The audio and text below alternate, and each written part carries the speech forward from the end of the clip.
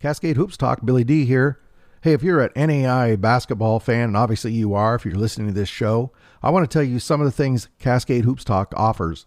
Obviously, you can get the podcast anywhere podcasts are available, Cascade Hoops Talk. Go to Twitter at Cascade Hoop Talk. Also, go to Facebook at Cascade Hoops Talk. You can also get all the interviews on YouTube at Cascade Hoops Talk. And the YouTube platform, please subscribe. Having that platform and the shows over there gives us some more flexibility down the road if there's other things we'd like to do. Also, and this is very important, go to CascadeHoopsTalk.com, CascadeHoopsTalk.com. And once the season starts, every morning you can open that up and you can get all the game stories and NAIA basketball news from the night before. It's tabbed by conference and top 25. So if you're just interested in, say, your conference and the top 25, click those tabs, see who won, what the stories were, and that's available to you every day. Also, there's a place on the web page where you can sign up for the newsletter, and you don't have to sign in. It comes directly to your email. So here at Cascade Hoops Talk, we're here to be your NAIA men's basketball news source. And please go to our Twitter and let me know if there's anything else you would like to see, or something different, or something you'd like to see improved. I love hearing from you. Thanks. I hope you enjoy today's show. Cascade Hoops Talk, Billy D here. Join us on Twitter, on Facebook, and on YouTube. Also get the daily newspaper at CascadeHoopsTalk.com. Today we're thrilled to have Coach Scott Moore, fresh off a victory last night. I think he just got home, got off the bus. I'm teasing. Scott Moore, Coach, welcome to the show. Thanks, Billy. It's good to be back. I think the last time I saw you, we were a little disappointed, man. We were both heading our separate directions, heading back home from South Dakota after a canceled tournament. So I feel a little bit better talking to you this time, man. A little bit more upbeat. Yeah, because now you're playing basketball. You know, playing ball, man. Coach, we've talked before, but for fans who haven't heard your story, you grew up there in Columbia City. You played ball there at Columbia City High School. Just talk a little bit about your background, how you ended up over at Grace, and a little bit about your journey to head coach at Grace. Sure. Just kind of a quick background. Yeah. I grew up in a basketball family, and I think if you could put it into words, it's just we are old school Indiana high school college basketball. So we grew up. My dad always was a big Indiana University fan, Bob Knight fan, and that was big. We always had the Hoosiers on, and just high school games, man. I can remember Dad taking us to the Final Four when it was at the football stadium, just seeing crowds of anywhere from 20,000 to 30,000 people just to watch a basketball game. It was unbelievable, and wow. that was special for us. I think that's when we were growing up in third, fourth, fifth grade. I always had a dream to one day play in that state finals, and it was kind of neat just to experience being at we were the smallest, or one of the smallest 4A schools, which is in Indiana, the largest division in basketball. And sure enough, we ended up with the number 2 state ranking my senior year, and got to have that dream become a reality. Got to play in the state finals against Lawrence North and legendary coach Jack Kiefer. And unfortunately ran into a couple dudes who ended up being draft picks, and they were better than we were at basketball, and they beat us pretty good that year. But what an experience we had for high school, just from a small community to be able to come together, and it was really neat. I mean, you see the movie Hoosiers, and that was a little bit more of a 2004 version of what we experienced. Just every Friday night, every Tuesday night when we had a game, you could be guaranteed that town was shut down at 6:00. And I can't tell you how many times the fans beat us to the game to get dressed just to come out for warm-ups before the JV game started. And what an awesome support system. It was just a blast. That led us into college. We had some opportunities. Marcus and I had some opportunities to go play. Obviously, recruiting was much different than it is now. We did not make our college decision until the day after our birthday, our senior year.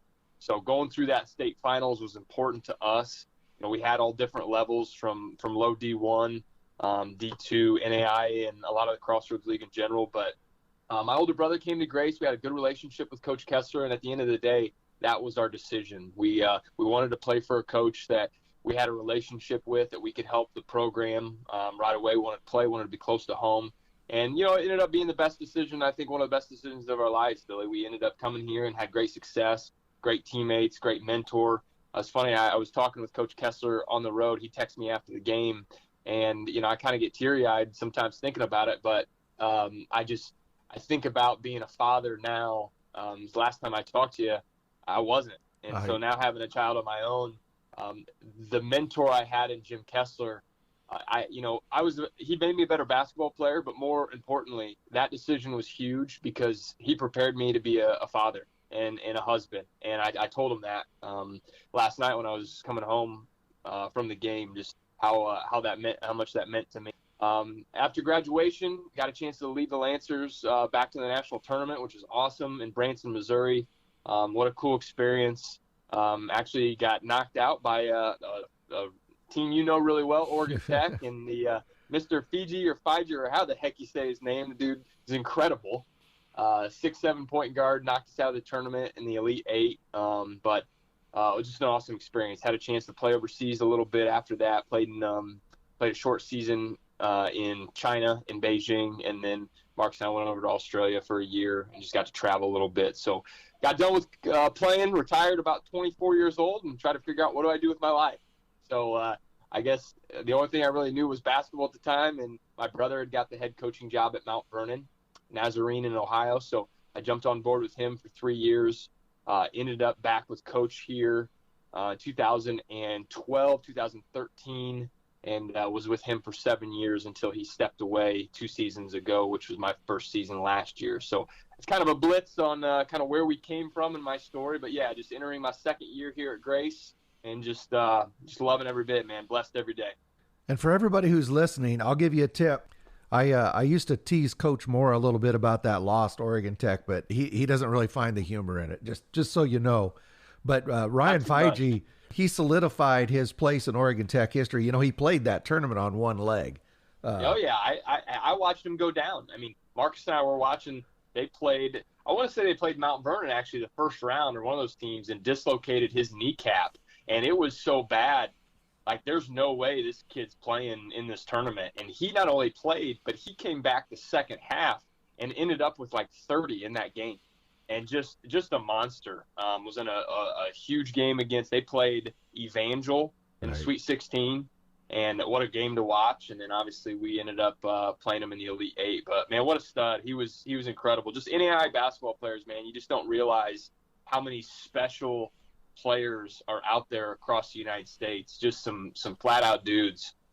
Scott, I saw him, he and his dad. I went to high school with his dad over at Southern Oregon for a playoff game. He works in finance now over in Medford.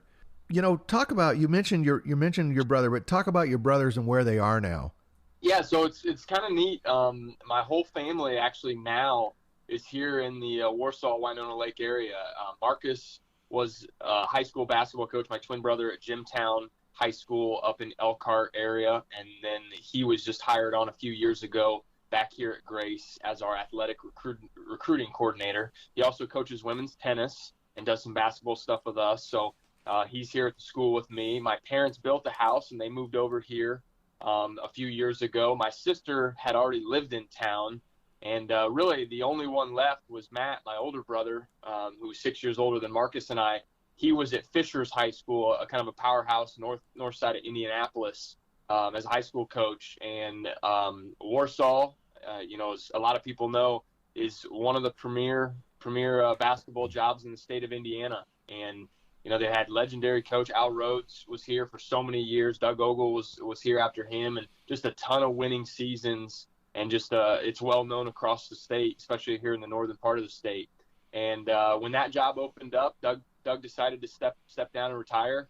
Matt had an opportunity, and he's like, "Look, my family's there. This is a great opportunity for us." So he just took. This will be his first season as the Tigers head coach. So kind of neat, man. It's cool as you you get ready for basketball knowing that your whole family could be up there watching you coach, man. So we're excited to have them. So Coach Moore, you're a head coach now in the Crossroads League. You know, growing up in Columbia City, you know everything. You played at Grace, you know what that means. You know, talk about the Crossroads League for anybody around the country who's not familiar with it. Well, honestly, Billy, any day or any time now, I'm not sure there are many NAIA teams or coaches across the country that obviously don't know about the Crossroads. And not only that, I think it's starting to get word out in different divisions. For the Crossroads team to get a Division I game opponent or Division II game, it's not happening. I think they're pretty wise now where they're not going to play any one of our teams. But it's an awesome – I can't tell you how much fun and how stressful it is at the same time to be in this league. I mean, you talk about having to be ready every single night. And again, I understand that. A lot of coaches will tell you that, look, every team in our league we got to be ready for. But that's not necessarily the case. There's a lot of leagues out there where on a random Saturday afternoon, you don't have to play very well and you're still going to win double digits. There's a couple leagues out there. But in this league, I mean, if you don't show up, it does not matter. You go anywhere in this league and you will get ran out of the gym by 20. A perfect example, Wesleyan has been a powerhouse. And a few years ago, Goshen had not won a conference game all season. And they battle and just couldn't finish. And again, one of Tonagle's better teams goes into Goshen, and Goshen just played well and got them there and beat Wesleyan on their home floor. And that's just, you talk about an upset. That can happen every single night, every game. You're in for a battle, and it's stressful, but at the same point, man, I don't know if we'd want to be a part of anything else. The respect that it gets is pretty tremendous. I talked to Coach Lepper over at Lincoln Lynx. They just came into the NAI a couple years ago. They were an NJCAA program, and he said he told the leadership, we got to get in the Crossroads League. And they said, well, the travel, we can't. He says, no, we got to get in the Crossroads League. Of course, it didn't work out. It was just the travel would have been too much. They're over in the Chicago conference. But Sure. You're definitely right that when people think of the NAI, the Crossroads League is definitely one of those first leagues people think about. And that's the other thing, too. You mentioned the travel. I think that is a benefit when we talk to recruits and things like that. One of the neat things about our league, and trust me, as a coach and having a family, you're very, very blessed to be able to talk about this, is our trips, on average, they're about an hour. I mean, if we go to Bethel, Goshen, that's 30, 40 minutes away. We go to Fort Wayne or Huntington, that's about 45 minutes away. Wesleyan's about an hour. I mean, the furthest trip we're taking is Mount Vernon, and that's about 3.5. But even Spring Arbor and Marion, you're looking at 2:15. So, like, our conference, the where it's set up, I know a lot of the leagues out west, you're talking about 7 to 8 hour bus trips. Oh, yeah, or longer. And having to stay overnight or longer. And so, you don't know what you don't know. And all I knew was that. So when I heard about what these teams were experiencing, I'm like, holy cow, I just got to go 35 minutes to Goshen tonight, and we're home by 9:30. So that's been a blessing, too, just especially with having a family. And there's a lot of young coaches, obviously, now in the league, and with families that are really young. So it makes that part of it even better to coach in. Well, I didn't realize I knew you had easy travel. I knew that was easy travel there. In the Cascade. It's got to be the best. I mean, honestly, it's got to be one of the shorter conferences in the country. I know in the Cascade, a lot of teams have to leave on Thursday and they don't get home till early Sunday morning or late, sometimes Sunday morning, and then it's later now that they've made the rules tighter for the bus drivers. So a lot of times they would play like in Seattle or something and then just drive all night. But the bus drivers run out of hours, so they're away from. And then you can tell because the crowd because of it too. It's really neat to have families be able to go. I mean, our parents, most of our parents are at, until obviously COVID hit. Most of our parents are coming to every single conference game there is. I mean, you see them all, and so the travel and the students and just seeing gyms, with 600, 700, 800, 900 people, 1,000 plus. Yeah, it's kind of cool. It's kind of neat. So, Coach Moore, last season, your debut season there at Grace, 19-12. More importantly, you go 11-7. You get to the national tournament. We all know how that ended. You couldn't play, but you had a very successful season there at Grace. You surprised some people early on. Just talk about your initial season there as a head coach at Grace Lancers. Yeah, it was. You talk about a roller coaster. I mean, from the start to the finish. I think early on, we did have a lot of veterans. We had 5 seniors and 5 guys that played, quite a bit for 4 years. Braxton Linville was a starting point guard since his freshman year. Jarrett Sons and Charlie Warner played a ton as freshmen. So just to see them, even our start as new coaches, I had a first-year head assistant in Coach Widener. We had our GA, who was a player for me, Eric Bowen. And, say what you want, I laugh because even looking back, when you start your season as a new head coach, you think you're the greatest coach in the country. Like, you think you got everything solved, and you're like, hey, I'm just going to come in this league by storm and, watch out all these teams. And then next thing you know, you're 2-4 and you're losing the games on the road and scratch your head going, why isn't my team better? What the heck? But yeah, it's a learning experience, right? And I think at some point, Billy, as we were going through the season, I think I can tell you a specific game in mind. It was a learning experience for all of us. And then finally, we got to right after Christmas, we had an opportunity to play at Bankers Life where the Pacers play, and played against the team and played exceptionally well. Like, it was one of the first games, I think, of the season where I was coaching-wise, as far as coaching, I didn't have to do a whole lot. I was able just to sit and enjoy and watch our kids play, and they played hard. They played together. And then afterwards, we're at dinner in downtown Indianapolis, and I looked down, and I could just notice the feeling was different.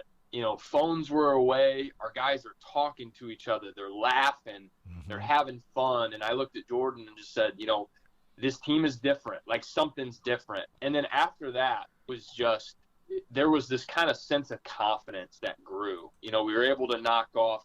We got a win on the road against a really good St. Francis team by 1 where we had to get a stop. We got to stop. We come home. We beat a really good Marion team who was rolling. Oh, yeah. We were able to get Bethel both at home and away where we played really, really well.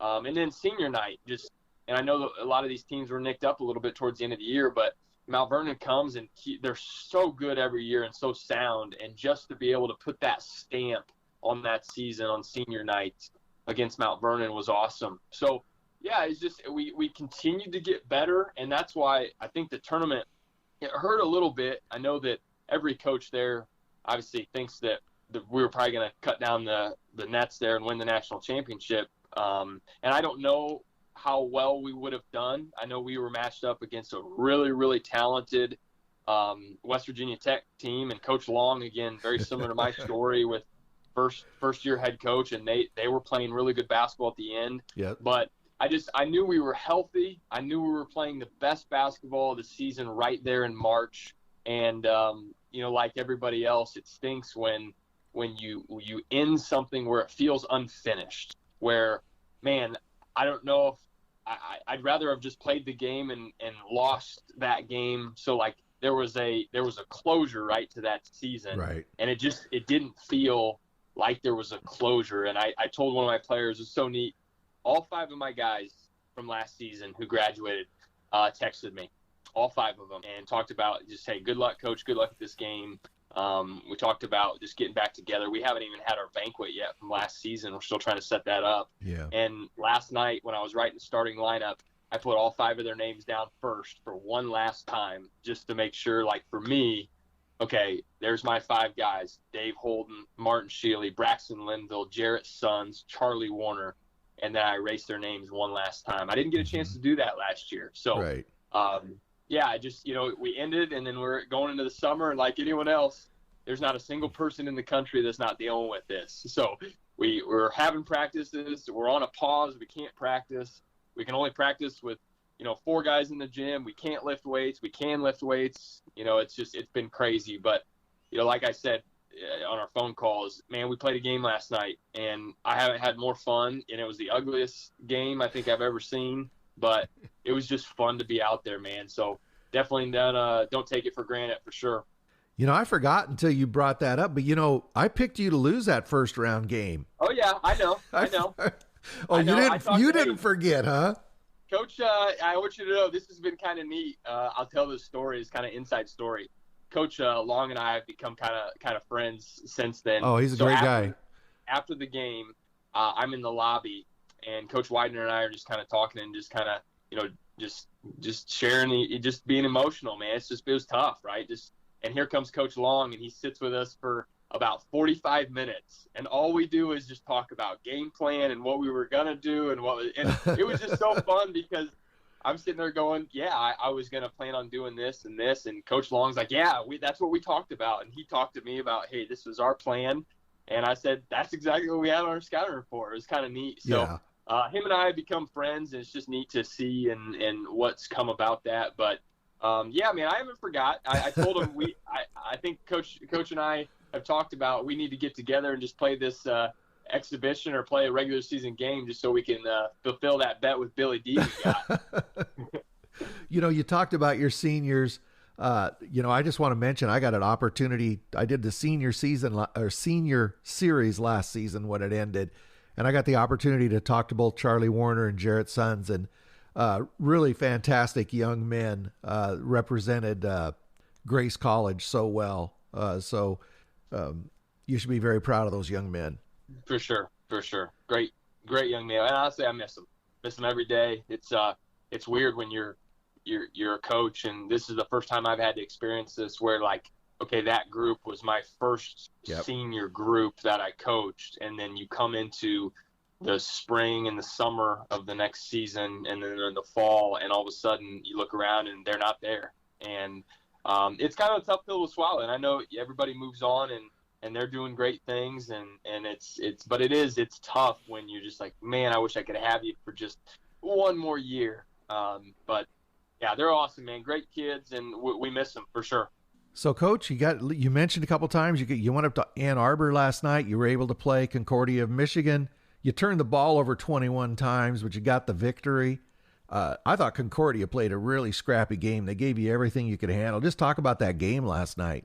Yeah, thanks for reminding me about the 21 turnovers. I forgot about it about 2 hours ago, and now I'm threw up.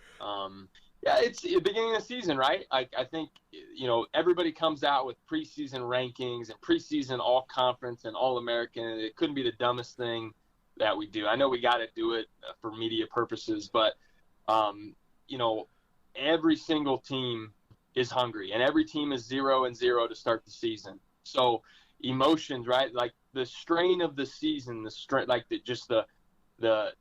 cold winter and the ups and downs and going to class and dealing with COVID, like, again, that hasn't really hit. So everybody's ready to play, and everybody's going to show up early on here, right, and give you their best. And Coach Jan and Concordia, I knew that was going to be the case when we went up there. They had just played Taylor at Taylor, and it was weird because I thought Taylor had controlled the game, and next thing you know, it's still a single-digit game at times, and they were able to kind of pull it off at the end, kind of like we did. But yeah, I kind of expected. I mean, we have experience, but we're really young, and I think that's like any case is when you got seniors and juniors and you got a bunch of them, it's kind of been there, done that, and they've already been on the road. They've already experienced, games. If we're not playing well, they know how to huddle together and just take a deep breath. And for us, just having so many guys that haven't played significant minutes or for the first time, I think as coaches, we have to control them a little bit more than I usually like to. You can't just always just let them play. I think sometimes they need direction. They want direction. And then obviously you want them as the season progresses just to feel more confidence to make those calls. But, it was fun just to play. I mean, again, it wasn't the most pretty game, but like I said last night, win or lose, play well, play bad, like just the fact that we got to play was an awesome feeling. And, man, just the bus ride, right? The bus ride home, just seeing them, hearing them, laughing, just joking. You just kind of miss those things. So it was good. We had some young guys step up. We had a couple of guys. Well, let's talk about this. You hit a couple guys on redshirt, maybe not from the world, but at least from a lot of people. You had a couple freshmen that you redshirted last year that you unleashed last night and surprised me at least. Cade Gibbs and his brother Jacob. Cade went a double-double, his first college game ever. 33 points, 10 rebounds. I don't remember his brother's numbers, but, we want to talk about your team, but talk about the Gibbs brothers first. Well, about time we got some twins at Grace that can play basketball, right? Like, you got to be kidding me. No, Jake had a great game too. Jake played 22 minutes, had 14 points, had 6 rebounds. The story with the twins is kind of neat. Great young men. We were recruiting them, a little bit. I wouldn't say super hard. I liked them. I liked who they were. Great kids. They had great size. They were long, athletic. Didn't love them. I'm gonna be honest, and they know that. Like I want them. I was looking for something more out of them, and I knew they had potential. But when they came to a visit, I remembered them talking about they were looking into going to a prep school, and at the time we had such a senior-led team and older guys that I didn't know how I'd be able to find some time for them on the floor. And we honestly didn't have a lot of spots left anyway. And when they told me that, I had made the comment, would you consider redshirting? I think it would be good for your development. And, man, I can't tell you what that redshirt year does and did for the two of them. I talked to my dad the other day. Like, we get to a point where I want to say about January of last year, as we get into the conference season, second half especially, where Cade and then sometimes Jake, like, they're the best players in practice, 2-3 days out of the week. And once we'd start winning games, Coach Widener and I literally were looking at each other going, man, are we crazy? Do we need to play these kids? Like, do we really need to take away the red shirt and play them? Because I think they could help us, make a little run here. But we did, and it was a smart choice for us just to kind of hang tight. And, we knew that obviously you're probably not going to have 33 and 10 every night, but Cade kind of showed you his athleticism, and he's extremely versatile. And both of them are super high intangibles. They're coachable. They play hard. They practice hard. Like, that's the one thing is they're not gamers. They're definitely – they're going to put in the work Monday, Tuesday, Wednesday, Thursday, and then you're going to see it on Friday. Yeah. And that's what I love about them. So a good couldn't ask for a better start for obviously a college career than last night. Well, I hope Cade understands he's not going to sneak into another gym. That's not going to happen again. Yeah, he blew that one. He's going to get some extra attention. I got to give a shout out to Frankie Davidson too, who was a monster on the boards, really key for you last night. Pulled down 10 boards, very important. Yeah. And people don't, and again, I'm not saying this because there's not a single coach that's not dealing with this. Frankie was released about 5 hours before that in order to play. So he went through COVID. So he had been out for 17 days. Oh my goodness. We went through our 14-day, period, and then he had to get tests on day 15 and day 16, and then we got the phone call on day 17 or whatever it was, 5 hours or so before game time, maybe less, saying, hey, Frankie's released, he's full go. So he had not practiced with us. He was not around the team for over 2 months. So you could see he was rusty. He was struggling at times just to kind of get some feel. But again, we always say if you're going to play, you got to be productive, right? And he was 1 for 5 from the field, had some turnovers, didn't have a great feel early on, but he had 10 rebounds. And, for us, again, if you're going to play minutes, what are you doing with those minutes? How are you helping us win? And I thought he did a nice job, and he'll be fine. So it was a good win for you. Congratulations on the road win. Any road win is good. We talked a little bit about this year's team. You talked about the Gibbs twins. We talked a little bit about Frankie Davidson. We've talked all this time. We haven't talked about Hayden Deaton. He's gonna be the stabilizing force, I think, on your team.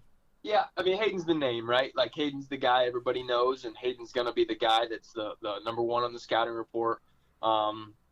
Just because he's just constant day in and day out. The dude is just tough as nails, and I've always been impressed with Hayden because he always shows up. If there is a Mr. Get It Done, like, that's Hayden Deaton. He's just going to find a way. We had a player a while ago, Logan Irwin, and Logan was kind of the same way. It was just like, look, I don't know how you're going to do this, but just figure it out. And he would just get it done. And Deet does that. Deaton's done a really good job. He knows that, like, look, man, you can't do this by yourself. You got to bring some of these guys along with you. So his leadership has really grown the last year. I've been proud of him, just seeing him mature in that a little bit instead of saying, hey, forget you, just let me do this. I think he's done much better at saying, hey, come on, fellas, I need you. And so seeing him, and we're going to need that this year, because we got other players that can play. And like last night, I think he finished maybe 4th or 5th in scoring for us. And that's probably not going to be the case every night. He'll probably lead us or be top 2 for sure. But again, I thought he did great things last night just to help those other guys, especially the young guys early. Yeah, but he didn't shoot that. He didn't shoot that often. He didn't force anything either. Nope. Nope. He's what you would expect. He was a stabilizing force. Gibbs had the hot hand.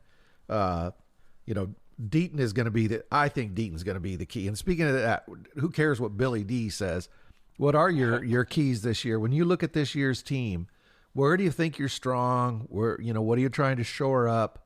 And what's it going to take for you to do well in the crossroads? Well, it's going to be a little unique because we'll play all of our guys, and we don't have a huge roster. We've got a roster of 12. Last night we played 9. One of our guys is hurt. But that's what we're going to play. We'll play 9. We'll play 10 guys. And for us, I think one of the cool things is oftentimes you got a guy or two that are significantly there in scoring that you're going to worry about. I believe truly that we've got 6 to 7 guys that could lead us in scoring any night of the week. And I think for us, that was key where, offensively, we don't do a whole lot for just one player.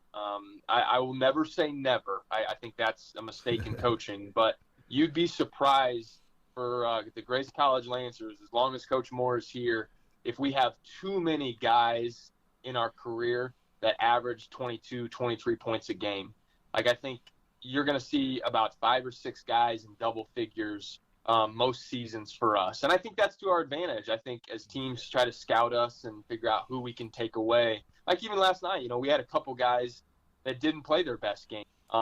But it didn't necessarily matter because we had 2 or 3 guys that were good.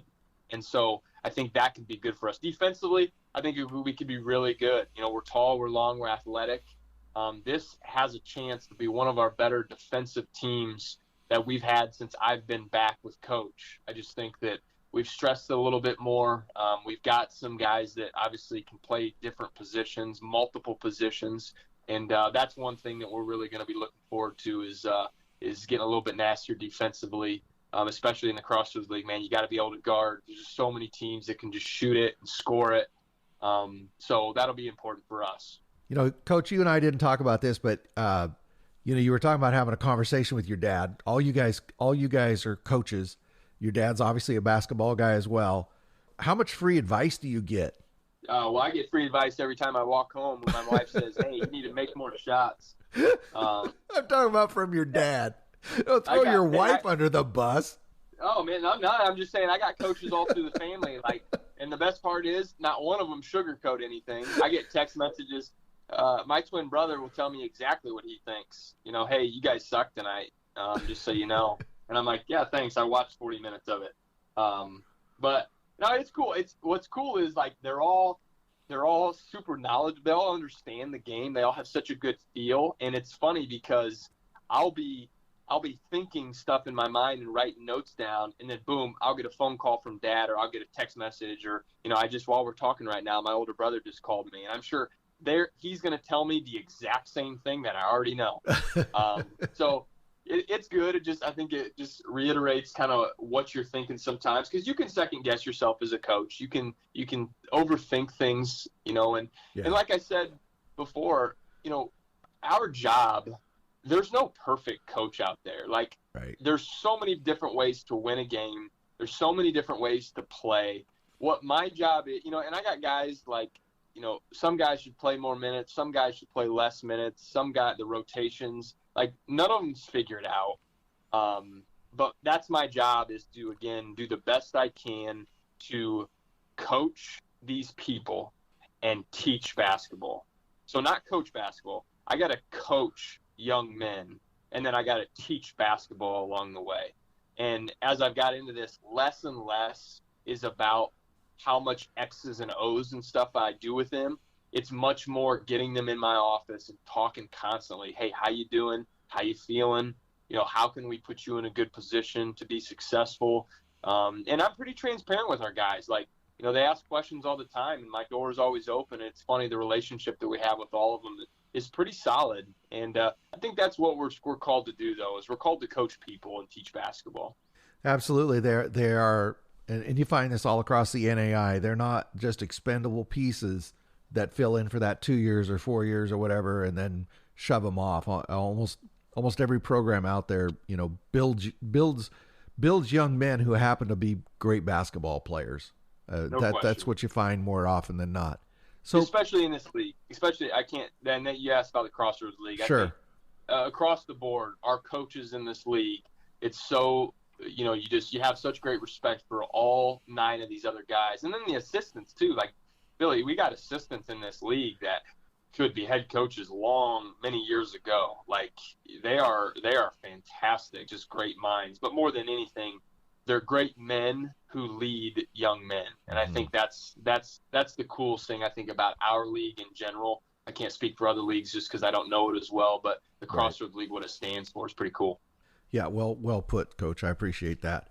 So let's talk about your basketball philosophy. We talked a little bit about this last time, but let's break it down offensively and defensively. So, offensively, talk about what you're trying to achieve. So ideally, I think I talked a little bit about the scoring, free-flowing, kind of old-school motion basketball. I think teaching kids how to play is more important than teaching them how to get into sets and that's just my philosophy. I think, I used to be very big. I was a point guard, and I would run the show, and I would put guys in positions. And then when I became a coach, I couldn't lose my point guard mentality where I'd put this guy here and that guy here and, okay, run this way. The problem is, if that doesn't work, and our league is so well scouted because these coaches know more what you do than half your players do. What do you do next? Like, how do you play? So I'm a big fan of Coach Shepard at Ozarks, and I think his motion concepts were really, really good. So we kind of adopt a little bit of Steve's action, but we do a little bit more off-ball stuff. We don't set a lot of ball screens. I think that's kind of the old school mentality. We try to screen away from the ball. We try to open up the post a little bit. We're pretty big from across the board, so we're not huge. We're not 6'10", 6'10", 6'11", but we could have at the same time on the floor anywhere from 6'2", 6'5", 6'5", 6'7", 6'7". And I think having those guys be able to guard multiple positions and play multiple positions offensively, I think is an advantage for us at times. Defensively, philosophy, I used to laugh. I think my dad used to tell us, like, zones for teams that can't guard. And I know that's not true. I think he picked up on too much Bob Knight stuff in Indiana basketball, but I've never been a big zone fan. I mean, I think it's needed at times, but I want to be great in the half court. I think there's something to be said about being simple and being great at being simple. So just the whole philosophy of keeping yourself between your man who has the ball and the basket and just being solid, being square, like forcing teams into contested jump shots when you're big and long and can rebound. And that's another goal for us, I think, is to out-rebound every team we play, obviously. But, man, when you can force those things and then you can turn that into easy transition opportunities, you just make the game a little bit more simple, right? We're not going to run and jump a ton. We're not going to full court press a ton. I'm just asking our guys to be really solid for 30 seconds or less in a half-court possession, and then do it again, and then do it again, and then do it again. Play without fouling. So I know that sounds like, hey, that's very elementary of us, but, that's part of what we do is we try to make the simple play as great as we can. And if we can do that over and over and over again, I think we have enough guys who are talented enough basketball players to make plays. No, I agree with you. I think almost every coach in America would agree with you. If you could keep the ball in front of you, you solve 85% of the problem. I mean, it's crazy, isn't it? How it's like simple that concept is, but it's hard. It's really hard. And not to mention in this league, not only do you got to keep the ball in front, but like you got to close out quick because Right. if you're Yeah. there, most of the times you're not there. I mean, Yeah. it's always funny with freshmen too, Billy. It's, when we go through defensive drills and we're doing closeout stuff, and Deaton catches it on the wing and shoots it, and our freshman closes out and puts his hand up, and he thinks he had a great defensive play, and I'm like, dude, you were a foot and a half away. Is that, well, coach, he missed it. Well, I know, but like not in this league. Kyle Mangus, Travion Cruz, those Yeah. those guys aren't missing. So we teach pretty quickly what an actual contested shot looks like as opposed to a high school contested shot. But yeah, that's kind of the philosophy. Just keep it simple. And then ultimately as an individual, as far as development goes, I'm pretty big on player development. And I think everybody has a role, right? And I think for us, it's what do you do well? And then I need you to do that better than anybody else. So, we talked a lot about last year with Jarrett Sons, and I think this was great for his just confidence as he grew as a player. Like, I don't need you to do this, this, and this, Jay. I don't need you to do that. I need you to do this right here better than anyone else in the gym. And if you can give me that, you'll help us win. Mm-hmm. So kind of going down the line, like Eddie Gill. Eddie Gill's a really good player for us. Didn't get a chance to play last year because he was injured. So he's kind of coming back, getting a little bit of feel back. He'll be an important piece for us. Miles Johnson, one of the freshman team players of the year last year. All these guys, like, what is it that you're special at that makes us win games? Do that better than anybody else. And that it doesn't mean you're going to average 26 a game. Like, I got to play those who help us win basketball games. And I think all of our guys have a good feel on what that means. And we're just going to get better as the season goes on. So, Coach Moore, you have your home opener tomorrow, Ohio Christian. It's going to be hard, but you can't look past that game because Monday you got Olivet Nazarene coming to town. You got to be excited about that. And I just want to say to any of the fans in that area, there's only one other Crossroads game that night, and it's up north in Goshen. So when Olivet Nazarene, comes to Winona Lake, what a great opportunity to see some great basketball. But, talk about For these sure. games coming up, and how are you going to get the guys how are you not going to look past Ohio Christian? Well, it's not as hard as you think, honestly, in today's world. We're thinking about today. And I think that's what COVID has caused us to do, Billy. And it's been really good for me just to be in the moment. And again, I am looking forward to 4:00 today when we get a practice. Like, that's what I'm looking forward to. And we're going to do stuff for us. We'll prep a little bit for Ohio Christian for tomorrow. But it is. I think the guys kind of feel that way a little bit where, the whole idea of looking ahead, I'm not so sure that's as big of a deal this year as it has been in the past, at least for me. So Okay. I got great assistants. Jordan's back for year 2, and then we have a new GA, Stephen Halstead, who's a player for me. And they're so incredible at, like, getting our guys prepared for the task at hand. So if you ask 5 of my guys, and remember, I got young guys, so they're trying to figure out who the heck's in the conference still. But if you ask, let's see, 7 of the 12, I'm guessing they don't even know who we play on Monday. I think they just know what time practice is today. So that's probably a good thing in this case. But yeah, Ohio Christian is going to give us everything. That Casey was a Crossroads player for Taylor. It was a stud. And, Right. like, again, at this point, we're excited to practice. We're excited to play again tomorrow. And that's what we're looking forward to. Well, Coach Moore, good luck in the next few days. And as you head into the Crossroads League, I want to tell you again, thank you for all the support you give the platforms, Cascade Hoop Talk, and I really appreciate you taking the time to talk to me today. For sure, man. Again, I can't emphasize enough. I love what you're doing. I love NAIA. I'm an NAIA basketball guy, man. I bleed it. I love it. I think it's some of the best basketball you're ever going to watch. And I think the more people we can get invested in this game, especially with going one division, I think that's huge. I think I think the NAIA has, been known within our kind of small group here for many years how good it is, and I think it's starting to bleed out further.